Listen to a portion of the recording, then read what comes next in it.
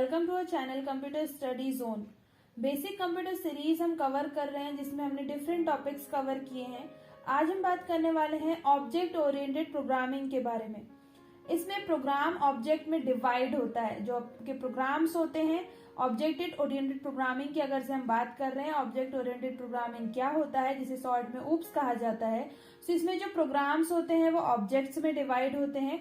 यहाँ पर जो ऑब्जेक्ट है वो डेटा मेंबर, फंक्शन मेंबर का एक कलेक्शन होता है जो कि एक साथ एक सेट के फॉर्म में लॉजिकली एक दूसरे से रिलेटेड होते हैं, जिसे क्लास कहा जाता है। या हम कह सकते हैं collection of object is known as class.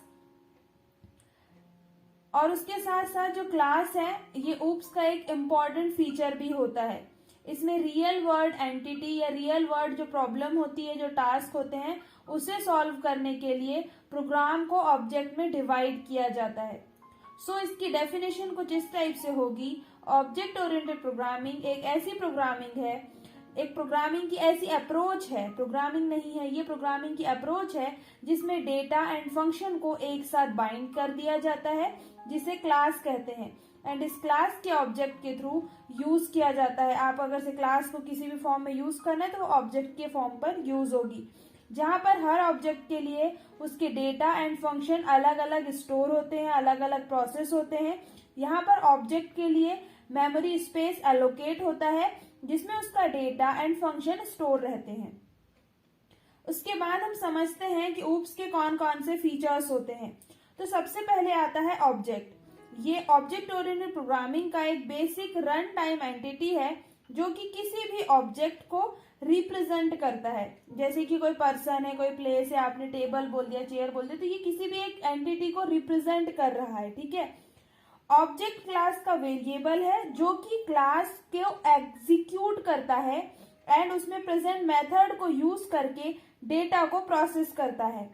And object के क्रिएट होने पर ये मेमोरी में अदर वेरिएबल को भी स्पेस देता है। जैसे कि आपका ऑब्जेक्ट क्रिएट हो गया, ठीक है, उसके बाद और भी जो वेरिएबल्स आ रहे हैं उसको ये मेमोरी में स्पेस देते जाएगा। तो ये होता है ऑब्जेक्ट। ये जो फर्स्ट फीचर है, ठीक है, ऑब्जेक्ट ओरिएंटेड प्रोग्रामिंग का। सेकंड फीचर है क्लास। क्लास एक यूजर डिफाइंड डेटा टाइप है जो कि डेटा एंड कोड को कंटेन करता है, जो कि ऑब्जेक्ट के थ्रू यूज किए जाते हैं। क्लास एक स्ट्रक्चर है जो कि ऑब्जेक्ट की वर्किंग को डिफाइन करता है। क्लास को क्रिएट करने के बाद उसके कई ऑब्जेक्ट्स बनाए जा सकते हैं। सो हम कह सकते हैं क्लास जो है वो ऑब्जेक्ट का कलेक्शन है। ठीक है। आप एक एग्जांपल से समझो, जो क्लासरूम है आपकी एक क्लास है। ठीक है। इसमें आपकी जो टेबल रखी हुई है, जो ग्रीन बोर्ड है, जो डस्टर है, जो चौक है, ये सारे एलिमेंट्स क्या है, ये ऑब्जेक्ट्स हैं। इन सब का कलेक्शन ही क्या है, आपकी एक पूरी क्लास है। सिमिलर काइंड से आप उसे थोड़ा रिलेट करके समझ सकते हैं कि ऑब्जेक्ट्स अलग अलग डेटा है, अलग अलग फंक्शन है, उसका आपको यूज करना है, वो होता है यहाँ पर क्लास। ठीक है। अब थर्ड है डेटा इनकैप्सुलेशन। अब इनकैप्सुलेशन को समझने के लिए आपको कहीं ना कहीं उसमें जो प्रोनाउंस आप कर रहे हो वो आ रहा है कैप्सूल, कैप्सुलेशन। ठीक है। अब इसकी डेफिनेशन समझो। डेटा एंड फंक्शन को एक साथ बाइंड करना इनकैप्सुलेशन कहलाता है। जैसे कि कैप्सूल में डिफरेंट फंक्शन के केमिकल्स हो सकते हैं। ठीक है। उन्हें जो आपने एक रैप कर दिया, एक जो प्लास्टिक टाइप का सिमिलर सेल जैसा होता है, उसमें उस छोटे छोटे जो केमिकल्स होते हैं उसको रैप करके रखा जाता है और आपको वो कैप्सूल आप यूज कर रहे हो। ठीक है। वैसे ही इनकैप्सुलेशन में क्लास का एक इम्पॉर्टेंट फीचर है ये। इसमें डेटा को क्लास के बाहर एक्सेस नहीं किया जा सकता, ओनली क्लास के फंक्शन ही इसे एक्सेस कर सकते हैं। ये उस टाइप से होता है। ठीक है। जो इनकैप्सुलेशन है उसमें जो डेटा है वो क्लास के मेंबर ही एक्सेस कर रहे हैं, क्लास के बाहर का कोई मेंबर उसे एक्सेस नहीं कर सकता। वो एक सेल के अंदर है, वो एक कैप्सूल के अंदर है। अब फोर्थ आता है डेटा एब्स्ट्रैक्शन। डेटा एब्स्ट्रैक्शन को समझने के लिए पहले तो इसकी डेफिनेशन देखो। इसमें क्या होता है कि जो बैकग्राउंड प्रोसेस होती है या बैकग्राउंड डिटेल जो होती है वो हाइड होती है और आपको सिर्फ उसकी फंक्शनैलिटी शो होती है, ये होता है एब्स्ट्रैक्शन। अब आपने किसी को कॉल किया, आपको एक प्रोसेस बस दिख रही कि आप कॉल कर रहे हो, कॉल रिसीव होगा, कॉल रिसीव नहीं होगा, कॉल नेटवर्क में होगा, कॉल नेटवर्क में नहीं होगा। आपको सिर्फ ये फंक्शनैलिटी पता चल रही है, बट उसके बैकग्राउंड में प्रोसेस क्या हो रही है, आप जिसे कॉल कर रहे हैं वो कैसे टावर से कनेक्टेड है, आप किस टावर से कनेक्टेड है, आपके सिग्नल कहाँ से आ रहे हैं, आप किस टाइप से उसका प्रोसेस हो रहा है, सिग्नल से दूसरे सिग्नल में कम्युनिकेट हो रहा है, आपको ये प्रोसेस नहीं दिखती है, आपको सिर्फ फंक्शनैलिटी दिखती है। तो आप उससे याद रख सकते हैं डेटा एब्स्ट्रैक्शन, जिसमें आप सिर्फ फंक्शनैलिटी देखते हैं, आप उसकी बैकग्राउंड डिटेल्स नहीं देख सकते हैं। फिफ्थ आता है इनहेरिटेंस। इनहेरिटेंस जो है ये क्लास को दूसरी क्लास के फीचर को एक्सेस करने की फैसिलिटी प्रोवाइड करता है। इसमें एक क्लास का अदर जो क्लास है उसकी प्रॉपर्टी को भी आप एक्सेस कर सकते हो। ये रीयूजेबिलिटी के फीचर को इम्प्लीमेंट करता है। कौन? इनहेरिटेंस।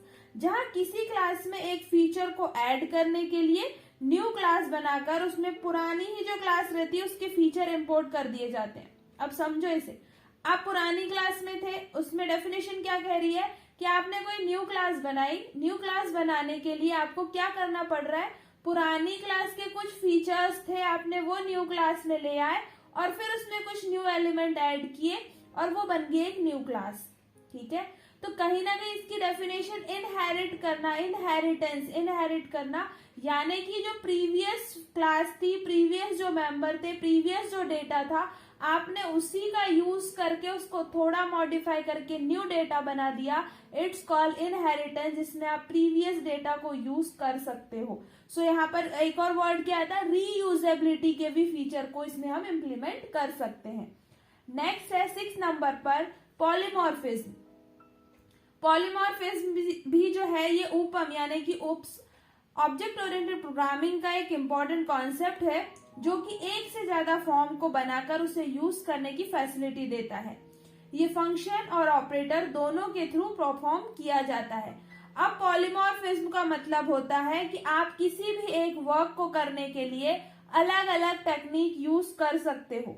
आपको एक प्लेस से दूसरी प्लेस में जाना है, आपके ऊपर डिपेंड कर रहा है कि आप उस प्लेस तक जाने के लिए किस व्हीकल का यूज करोगे, किस मोड ऑफ ट्रांसपोर्ट, किस ट्रांसपोर्ट मोड का आप यूज करना चाहोगे। ये होता है पॉलीमॉर्फिज्म, जिसमें आपको एक से ज्यादा फॉर्म में आप किसी भी डेटा को यूज कर सकते हो या फिर आप अलग अलग वे में उसका यूज कर सकते हो। 7th है dynamic binding. Object oriented programming में इनहेरिटेंस एंड पॉलीमॉर्फिज्म इस फीचर को इम्प्लीमेंट करते हैं। अब वो कैसे करते हैं, इसमें बाइंडिंग या लिंकिंग प्रोसीजर के कॉल होने पर ही परफॉर्म होते हैं। इसे कहते हैं हम डायनेमिक बाइंडिंग। ठीक है, आपने यहाँ पर जो डेटा लिंक हो रहा है, इनहेरिट जो हो रहा है डेटा, प्रीवियस डेटा आप इनहेरिट कर रहे हो। पॉलीमॉर्फिज्म मतलब कि आप एक ही वर्क को अलग अलग टाइप से कर रहे हो। ठीक है, तो यहाँ लिंकिंग का कॉन्सेप्ट, बाइंडिंग का कॉन्सेप्ट यूज हो रहा है। तो ये है 7th नंबर का फीचर, डायनेमिक बाइंडिंग। लास्ट है message passing. Object oriented programming में ऑब्जेक्ट आपस में कम्युनिकेट करते हैं। ऑब्जेक्ट इंफॉर्मेशन को सेंड और रिसीव भी करते हैं कम्युनिकेशन करते टाइम पर। सो ऑब्जेक्ट ओरिएंटेड प्रोग्रामिंग में मैसेज पासिंग फंक्शन कॉल के टाइम परफॉर्म होता है, जिसमें इंफॉर्मेशन फंक्शन आर्गुमेंट के फॉर्म में फंक्शन के थ्रू ऑब्जेक्ट में इनपुट होता है एंड ऑब्जेक्ट की मेथड उसे प्रोसेस करके एक रिजल्ट जनरेट करती है, जो कि एक आउटपुट होता है। सो इसके जो फीचर्स थे या इसका जो कॉन्सेप्ट है ऑब्जेक्ट ओरिएंटेड प्रोग्रामिंग का, यहाँ पर कम्युनिकेशन हो रहा है तो वहां पर मैसेज पासिंग का भी कॉन्सेप्ट यूज हो रहा है। सो ये कुछ इंपॉर्टेंट फीचर्स थे ऑब्जेक्ट ओरिएंटेड प्रोग्रामिंग के। आई होप कि ऑब्जेक्ट ओरिएंटेड प्रोग्रामिंग के जो फीचर्स थे, इसका जो कॉन्सेप्ट है वो आपको अच्छे से समझ में आया हो। इससे पहले भी हमने बहुत सारे टॉपिक कवर किए हुए हैं, आपने वो नहीं देखा तो आप प्लीज वो जाकर चेक कर लो। लास्ट ऑब्जेक्ट ओरिएंटेड प्रोग्रामिंग के साथ साथ आप इसके अलावा और भी आपको जो भी टॉपिक्स आने वाले हैं वो मिलेंगे। इसके पहले मैंने ऑपरेटिंग सिस्टम का कॉन्सेप्ट जो पहले ही वीडियो डाला हुआ था वो मैंने करंट में नहीं डाला है। सो आप प्लेलिस्ट में जब जाओगे बेसिक कंप्यूटर इंजीनियरिंग की, तो उसमें programming languages, operating system, different programming language, उनकी बेसिक डिटेल आपको ये वीडियो मिल जाएगा। साथ ही मैं लिंक भी डाल दे रही हूँ डिस्क्रिप्शन में, ताकि